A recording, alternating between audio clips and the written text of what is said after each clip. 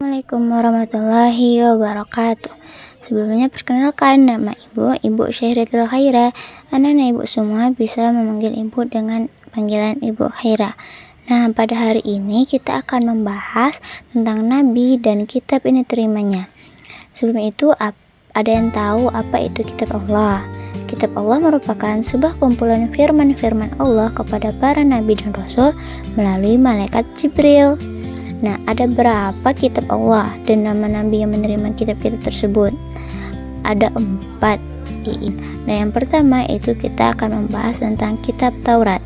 Yaitu kitab Taurat ini berasal dari bahasa Ibrani, yaitu Torah, yang artinya ajaran, yang mana diturunkan kurang lebih pada 12 sebelum Masehi di Israel dan Mesir.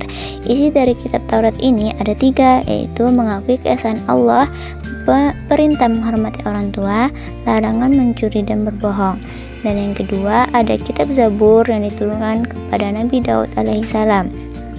Kitab Zabur ini berasal dari kata Zabaro yang artinya menulis, diturunkan pada abad 10 sebelum Masehi di tanah Kanaan.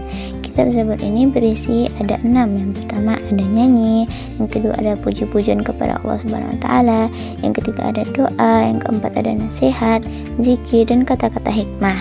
Dan yang keempat itu ada kitab Injil yang diturunkan kepada Nabi Isa alaihi salam. Kitab Injil ini yang berarti kabar yang baik, diturunkan pada 1 Masehi di Yerusalem. Adapun isi dari kitab Injil ini ada 4. Yang pertama itu ada perintah agar kembali kepada tauhid yang murni, yang kedua ada ajaran yang menyempurnakan kitab Taurat, yang ketiga ada ajaran hidup sederhana, yang terakhir, yang keempat itu ada kitab Al-Quran yang diturunkan kepada Nabi Muhammad SAW.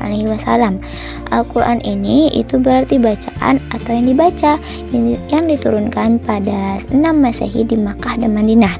Awal turunnya Al-Quran ini disebut dengan Nuzul Al-Quran, yang mana diturunkan di Gua Hira melalui malaikat Jibril, dan pada saat itu menjadi awal mula Nabi menjadi Rasul.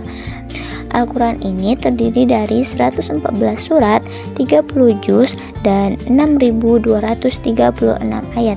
Adapun isi dari kitab Al-Quran ini adalah menyempurnakan seluruh hukum-hukum Allah Subhanahu wa taala. Jadi kesimpulan dari kitab yang 4 tadi itu sebagai petunjuk bagi manusia bagaimana cara berperilaku dalam kehidupan. Dan dari keempat kitab tersebut kita dapat mengambil ajaran-ajarannya. Yang pertama itu ada ajaran terpuji kepada Allah Subhanahu wa taala, seperti menunaikan sholat 5 waktu, menunaikan zakat, menunaikan puasa, dan melakukan haji. Yang kedua yaitu ada ajaran terpuji kepada sesama manusia, seperti saling tolong menolong, menghargai perbedaan, dan saling memaafkan. Dan yang terakhir ada ajaran terpuji kepada hewan dan tumbuhan, seperti menyiram tanaman dan memberi makan hewan. Nah, itulah materi kita pada hari ini. Apakah anak-anak Ibu semua sudah paham? Sudah dapat dimengerti materi kita pada hari ini?